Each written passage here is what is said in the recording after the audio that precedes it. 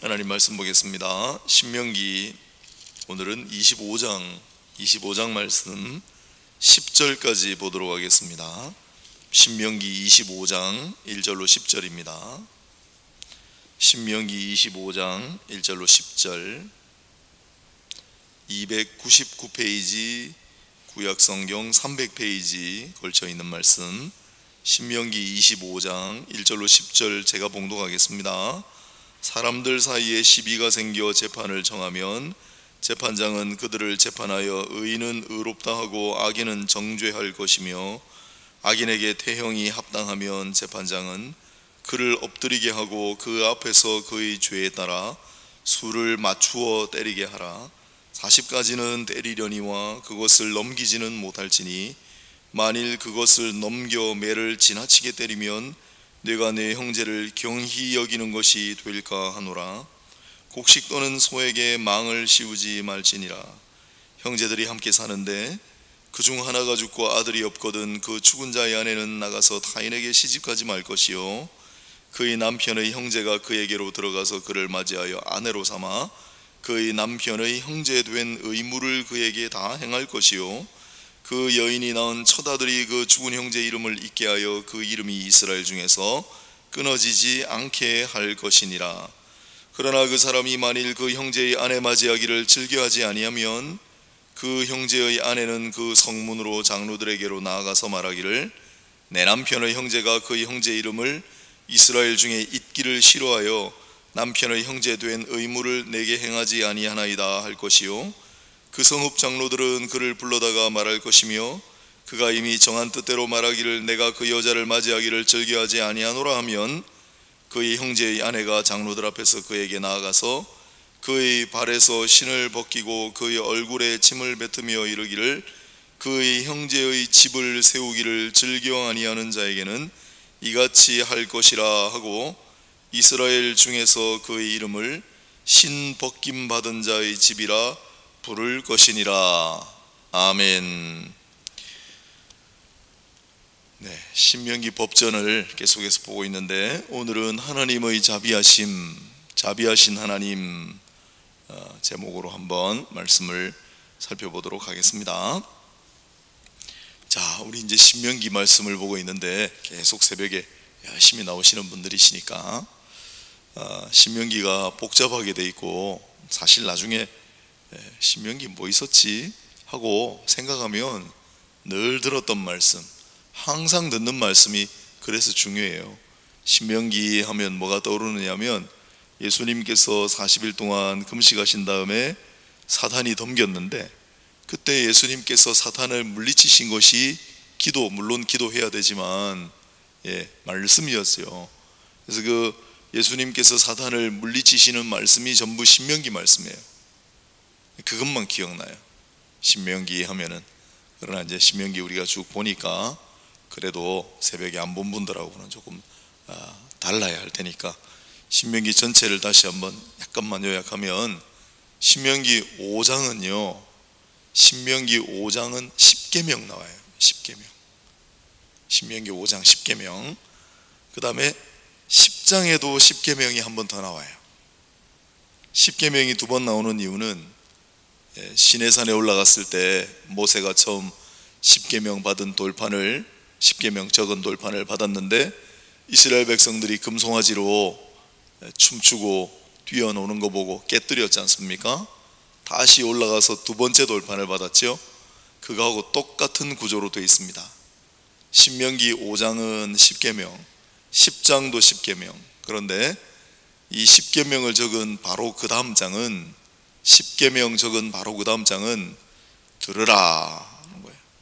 너는 이 말씀을 삼가 듣고 지켜 행하라 라고 하는 쉐마가 붙어 있어요.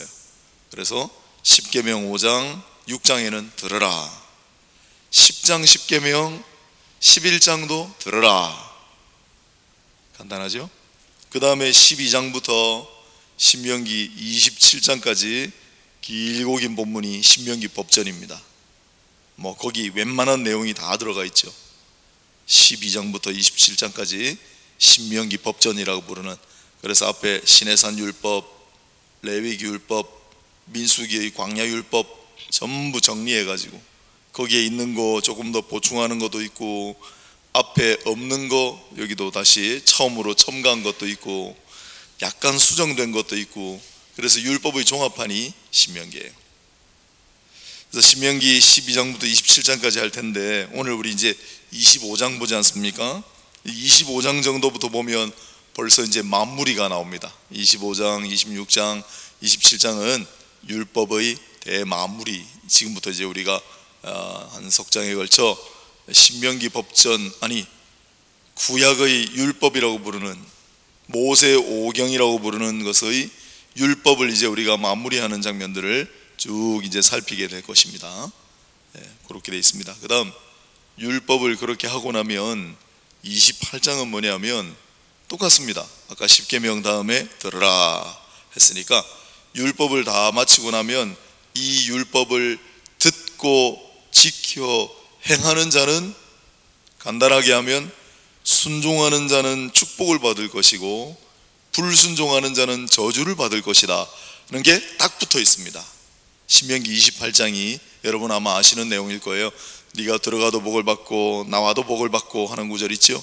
광주리에도 복을 받고 너희 새끼도 복을 받고 하는, 그게 12장부터 27장까지 긴 율법 하나님 말씀을 순종하는 자는 복을 받을 것인데, 그 뒤에 저주하는 거는 더 많아요. 구절이 불순종하는 자는 이와 같은 저주를 받을 것이다가 딱 달려있어요. 28장. 그 다음에 29장 가면은, 신명기 29장 가면 다시 한번 언약을 갱신합니다. 시내산에서 맺었던 언약을 38년 동안 광야를 헤맸기 때문에 이제 다시 모압 평지에서 언약을 갱신하는 장면이 29장. 그리고 언약 갱신하는 그 장면 뒤에는 또 반드시 달려 있어요. 이 언약을 지키는 자는 복을 받을 것이고 언약을 지키지 않는 자는 저주를 받을 것이다. 그러니까 29장 다음에 30장이 또 그 프록이에요. 율법 다음에 잘 지켜라. 지키면, 순종을 하면은 축복을 받는다. 그렇지 않으면 저주 받는다. 그 다음에 언약을 다시 체결하면서 이 언약을 잘 지켜라. 그러면 순종하면 복을 받을 것이고 불순종하면 저주를 받을 것이다. 신명기가 전체가 이렇게 되어 있습니다. 그 다음에 31장부터는 부록이에요. 31장은 모세의 후계자, 모세의 후계자로 여호수아를 세우는 장면. 그 다음 32장은 모세의 노래, 마지막에 걸쭉하게 노래를 크게 한번 부릅니다. 33장은 모세의 축복, 창세기가 마지막에 야곱의 축복으로 끝나는 것처럼 모세오경 전체도, 신명기도 모세의 축복으로 끝나요. 33장, 34장 마지막인데 모세의 죽음, 그게 이제 신명기 끝이고 모세오경의 끝이에요.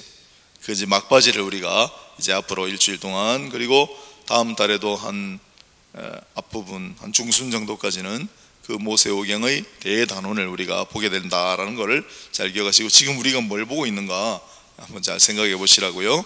요약해 드렸습니다. 자, 오늘 본문 25장 1절부터 10절까지인데 몇 가지 다른 소재지만은 전체적으로 공통적인 주제가 하나님의 자비하십니다.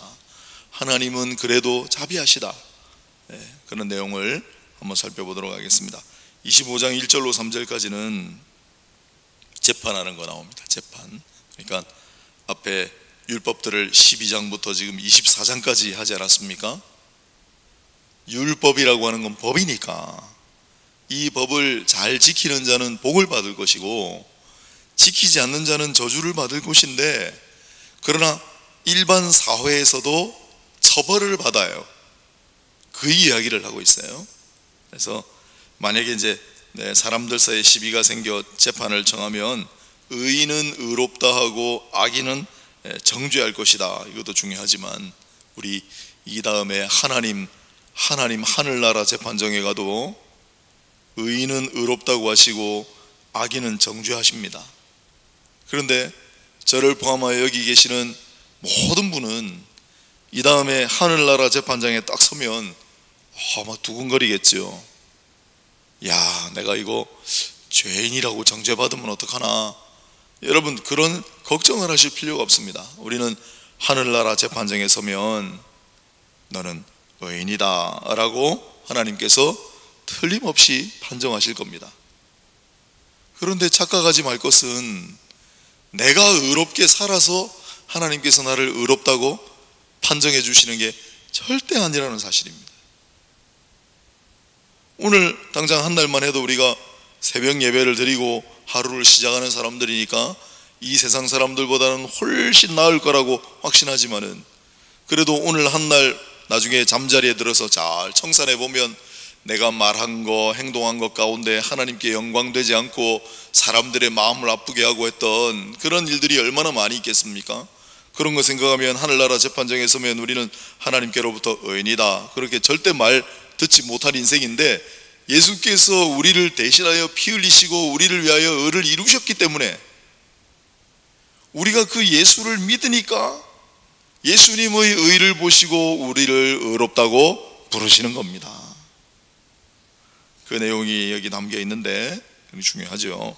그러나 여기 이제 구약의 이 사회에서 적용되는 법입니다.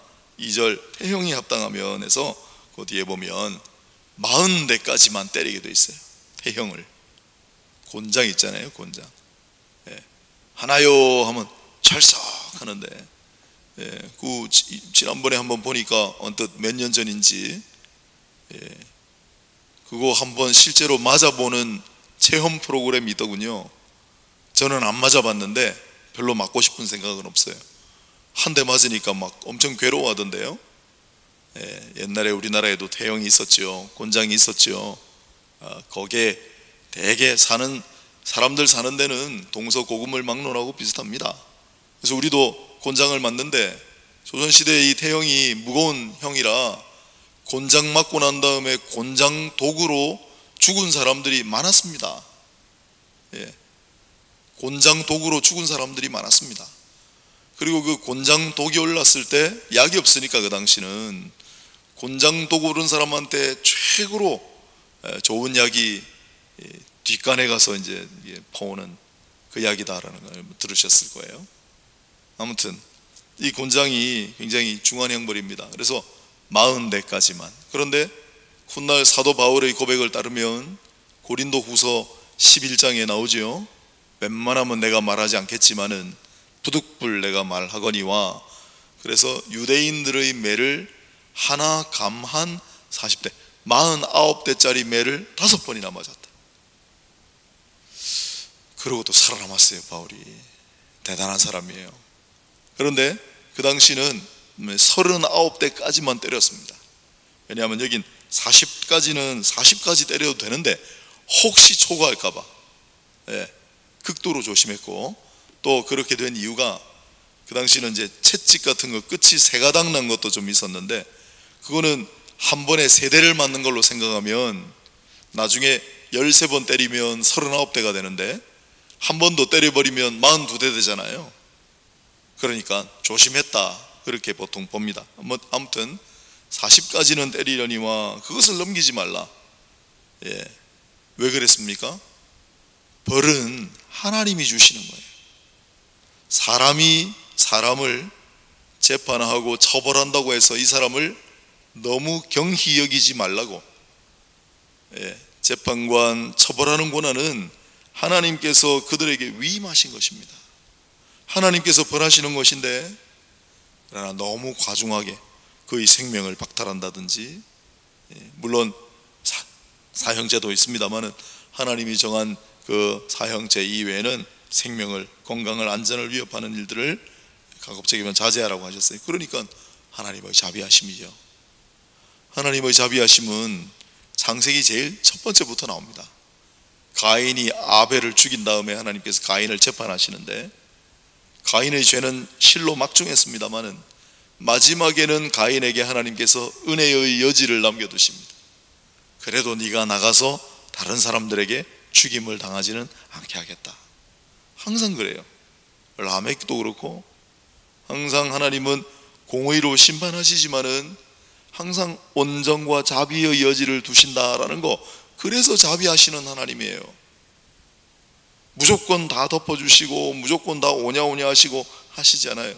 벌할 것은 벌하시는데 자비와 온정의 여지를 남겨두시는 분이 하나님이시다. 그게 하나님의 자비예요. 많은 분들이 헷갈려하고 착각하고 있는 것들이 있습니다만은 그 중에 하나가 하나님의 자비하심이에요. 자, 이 유대인들은 그래서 이제 처음에는 이걸 정말 준수했습니다. 이게 너희가 광야에서 살아갈 동안, 그리고 이 다음에 너희가 가나안 땅 들어갔을 때 행하라고 하는 말씀들 아닙니까? 그래서 하나요 하고 곤장을 때릴 때마다, 그리고 다 끝나고 난 다음에는 이게 너를 미워해서 우리가 벌 주는 것이 아니고 하고, 신명기 바로 28장이 있으니까 제가 한번 찾아서 읽어볼게요. 28장 58절 59절을 항상 읽었다 그래요. 신명기 28장 58, 59. 너가 만일 이 책에 기록한 이 율법의 모든 말씀을 지켜 행하지 아니하고 내 하나님 여호와라는 영화롭고 두려운 이름을 경외하지 아니하면 여호와께서 내 재앙과 내 자손의 재앙을 극렬하게 하시리니 이 재앙이 크고 오래고 질병이 중하고 오래일 것이라. 빨리 읽었는데요, 하나님을 경외하지 아니하고 하나님 말씀 지키지 않으면 너와 네 자손이 받을 재앙이 크고 중하고 오래 갈 것이다 라고 경고하는 거예요. 네가 지금 이 곤장을 태장을 맞는 이유는 너가 하나님을 경외하지 아니하고 하나님의 말씀을 지키지 아니하였기 때문이다 선포하고, 그러나 29장 6절도 같이 읽었어요. 29장 6절을 보면 너희에게 떡도 먹지 못하며 포도주나 녹주를 마시지 못하게 하셨으면 주는 너희의 하나님 여호와이신 줄을 알게 하려 하심이니라. 우리가 가슴 아프지만은 형제의 몸에다가 이렇게 손을 대는 이유는 너가 이 곤장을 맞음으로 너희 하나님 여호와이심을 다시 알게 하고자 하는 마음으로, 안타까운 심정으로 이 벌을 주노라 그랬다고요. 그리고 다 맞고 난 다음에는 시편 78편 말씀을 인용했다 그래요. 하나님은 너희 모든 죄를 덮으시는 하나님이시다. 하나님께서 너희 모든 죄를 다 덮어주시기를 원하노라. 그렇게 맞아요. 이게 원래 정신이에요. 처음엔 그렇게 했는데 점점 갈수록 이제 엉망돼 버리는 거지만은 그 정신을 잊지 말고요. 우리도 항상 오늘날에도 유의해야 합니다. 자, 4절을 보겠습니다. 25장 4절. 곡식 또는 소에게 망을 씌우지 말지니라. 단 한 절이지만은 얼마나 중요한 구절인지. 곡식 또는 소에게 망을 씌우지 말지니라.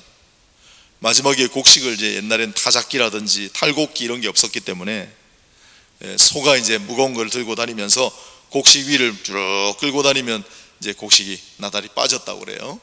그 곡식 또는 소예요. 그런데 얼마나 먹고 싶겠습니까? 그래서 그 곡식 또는 소의 입에 망을 씌워서 못 먹게 하는 그러한 일을 하지 말라. 왜 이랬을까요? 이 구절은 무슨 의미가 있을까요? 신약에 가면 고린도전서 9장하고 디모데전서 5장에 두 번이나 이 말씀을 인용해 놨습니다. 무슨 뜻이냐? 첫째, 동물도 자비와 온정을 베풀라는 말씀이 틀림없습니다.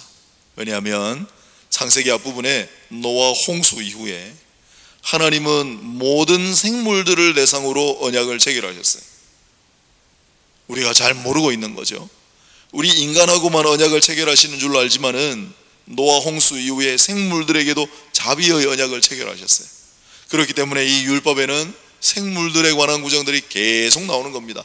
어미의 저주로 새끼를 삼지 말라. 낳은 지 일주일 안 된 새끼는 하나님 앞에 제물로도 바치지 말라. 곡식 떠는 소의 입에 망을 씌우지 말라. 전부 동물 생물 보호하는 하나님의 언약을 스스로 지키시는 말씀이라는 거 여러분 잊지 마십시오. 두 번째는 동물도 그렇다면 하물며 인간이겠느냐, 항상 그렇게 적용되죠. 그래서 디모데전서에는 열심히 일한 자는 자기의 삭을 받을 수 있다. 예수님께서도 전도자의 삭을 받을 권리가 있다, 그런 말씀으로. 여러분, 동물, 소도 열심히 일하면 자기 응한 합당한 보응을 받아요. 하물며 인간이겠느냐 이 말이죠. 그런 뜻으로 수고하는 자, 전도하는 자, 말씀을 전하는 자, 교회를 섬기는 자의 합당한 몫을 인용하는 구절로 이 구절이 쓰였습니다. 오늘도 마찬가지고요.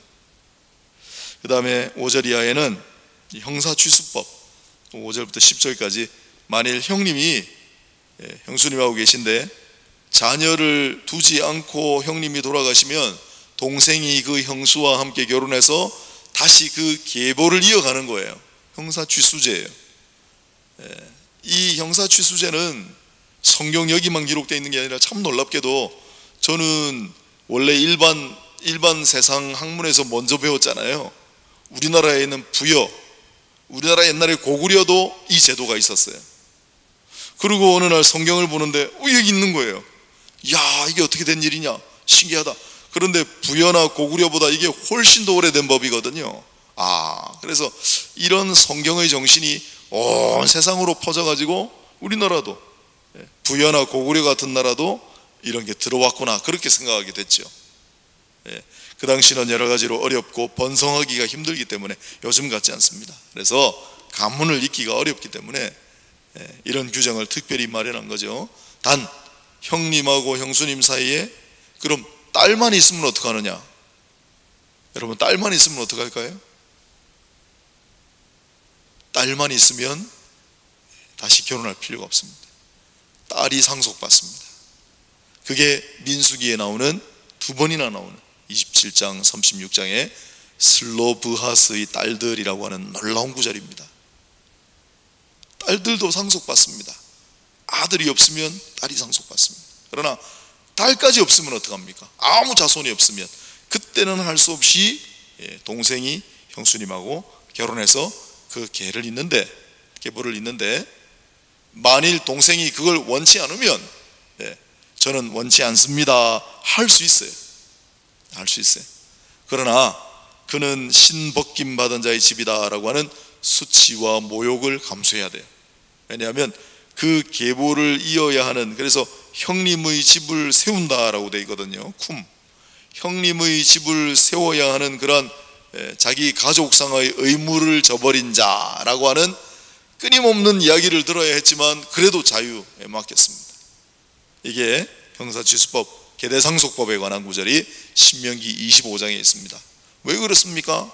홀로 된 여인을 자비롭게 여기는 하나님의 마음. 또 많은 형제가 있는데 그 형제만 계보가, 그 형제만 후손이 끊기면 얼마나 안타깝겠습니까? 그거를 불쌍히 여기시는 하나님의 마음, 전부 하나님의 자비하심. 그러나 하나님의 자비하심도 그냥 마구잡이로 억지로 하시는 건 아니에요. 열심히 일한 자의 동물의 입에 망을 씌우지 말라. 열심히 일하는 자, 열심히 가게를 이어가려고 애를 쓰는 자, 하나님의 공의의 법을 그래도 안타깝고 긍휼한 마음으로 실천하는 자, 그런 자들은 하나님의 자비의 빛을 보게 될 것입니다. 그렇지 아니한 자들은 못 봐요. 오늘 신명기 25장 1절로 10절까지 하나님의 자비하심, 엄격하게 처벌하는 규정이지만 하나님 자비의 빛이 거기 있다. 아무것도 모르고 하소연할 수도 없는 동물 같지만 하나님께서 그를 자비롭게 여기신다. 남편을 잃어버린 여인, 족보가 끊길 위기에 있는 그 가문을 하나님은 자비로 여기신다. 긍휼히 여기신다. 하물며 여러분들이겠습니까? 하나님께서 자비하심으로 여러분들을 돌보시고 하나님 긍휼의 빛으로 오늘 살아가는 가운데 여러분의 삶의 한 자락에 하나님의 그 자비와 긍휼의 빛이 반짝반짝 비치기를 축복합니다. 그 하나님의 자비와 긍휼의 빛을 바라보고 그 빛을 쪼임으로 위로받고 다시 한번 힘을 얻고 용기를 얻는 모두가 되시기를 주님 이름으로 축복합니다. 기도하겠습니다. 하나님, 이 말씀을 잊지 않고 특별히 신명기 마무리하고 있는데 이 말씀 오랫동안 생각나도록 우리의 마음판에 아로새겨 주옵소서. 이 말씀을 의지하여 힘을 얻고 살아가게 하옵소서. 여러 가지 어려움 당한 분들 이 말씀을 통하여서 다시 한번 용기를 가지고 위로를 얻게 하여 주옵소서. 하나님 자비하십니다. 하나님은 긍휼히 여기시는 분이십니다. 잊지 아니하고 그 자비와 긍휼의 빛 가운데 살게 하여 주옵소서. 예수님 이름으로 기도합니다. 아멘. 주만 바라볼지라. 우리 함께 찬양 한번 하고 기도하도록 하겠습니다. 하나님의 사랑을 사모하는 자, 하나님의 평안을 바라보는 자, 함께 찬양하겠습니다. 다 아시죠?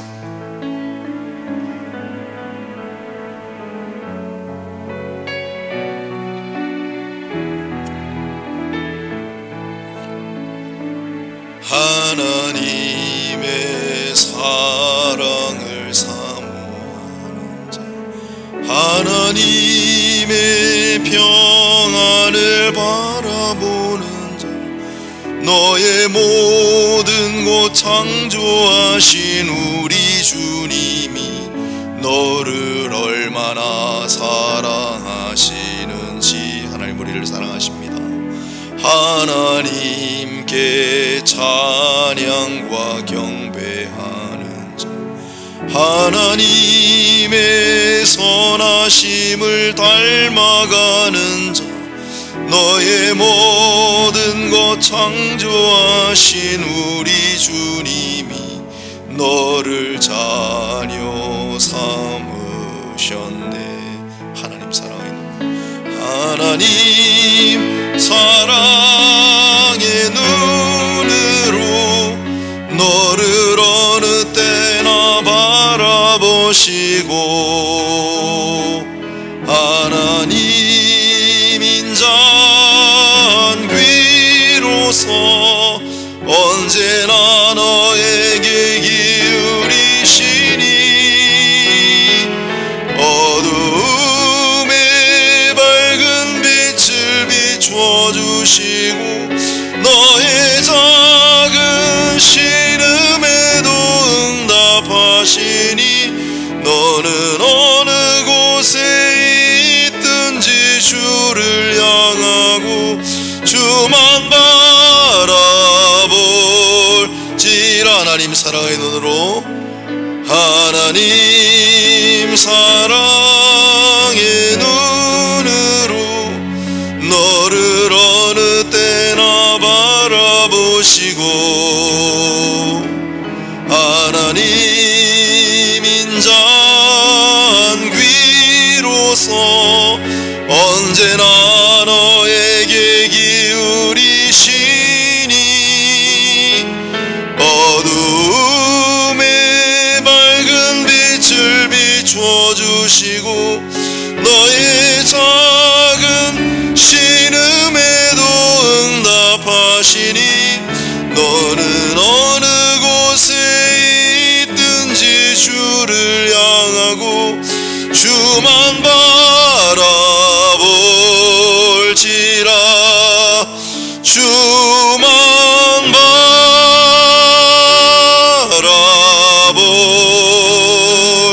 바라볼지라. 하나님 자비하십니다. 하나님 긍휼이 많으십니다. 하나님 앞에 간절한 마음으로 기도하는 자들의 음성을 들으십니다. 그 마음을 가지고 오늘 새벽에도 간절한 마음으로 기도하십시다. 이 세상의 땅끝까지 위하여 이 시간 기도하면 좋겠습니다. 하나님, 이 질병을 속히 고치시고 회복시켜 주시옵소서. 늘 하는 기도니까 1, 2분 정도 우리 합심해서 간절한 마음으로 집중하여 한번 기도합니다. 하나님 아버지, 이 세상의 땅끝까지 아버지 하나님, 모든 병균, 모든 질병, 모든 아픔을 사라지게 하시고 이 땅에서 코로나19 바이러스 사태를 속히 종결하여 주시기를 소원하고, 아버지 하나님, 이 코로나 사태로 말미암아 목숨을 잃어버리고 가족을 잃어버리고 생계를 잃어버리고 고통받으며 눈물 흘리는 자들이 많습니다. 하나님 긍휼히 여겨 주옵소서. 하나님 그 온 땅 구석구석까지도 하나님의 자비의 빛을 비추어 주시옵소서. 하나님 자비하시고 하나님 긍휼히 여기시는 하나님이시니, 주여 우리의 모든 죄악과 우리의 모든 범과를 용서하여 주시고, 하나님 이제는 자비와 긍휼을 빛을 비추어 주셔서 아버지 하나님, 말레이시아에도 남아프리카에도 아버지 남미에도 지구촌 곳곳이 코로나19 바이러스 사태로 말미암아 신음하지 아니하는 곳이 없습니다. 치료약도 변변찮고 방호 아버지 역사도 없습니다. 그러나 많은 나라들이 여러 가지로 아픔 어려움을 겪고 있는 가운데 있사오니, 하나님의 자비의 단비가 내리게 하시고 하나님의 긍휼의 은총의 빛이 모든 치유하시고 회복하게 해주시기를 원하고, 아버지 하나님 우리나라에도 진짜가 아직 50명 가까이 남았습니다. 하나님 우리 대한민국에도 하나님께서 은혜를 베풀어 주셔서 속히 코로나 사태가 종식되게 하셔서 이로 말미암아 고통당하고 어려움 당하는 분들이 없도록 도와주시옵소서. 생계를 잃어버리고 직장을 잃어버린 많은 분들에게 은혜의 빛을 비추어 주옵소서. 학생들이 학교를 가지 못하고 있습니다. 등교를 안심하고 할 수 있는 그러한 시간이 속히 올 수 있도록 아버지 하나님 은혜를 베풀어 주옵소서. 간절한 마음으로 다시 한번 기도하겠습니다. 우리 교회를 위해서 한번 기도합시다. 교회의 건축을 위하여, 교회의 성도들을 위하여 이 교회를 지키고 보존하여 주옵소서. 간절한 마음으로 교회를 위해서 기도하신 연후에 각자 기도 제목 가지고 기도하시다가 자유롭게 안전하게 귀가하시기를 바랍니다. 다같이 우리 주님 이름 나직히 부르며 정말 간절한 마음으로 하나님의 자비를 구하며 기도합시다. 주여, 주님,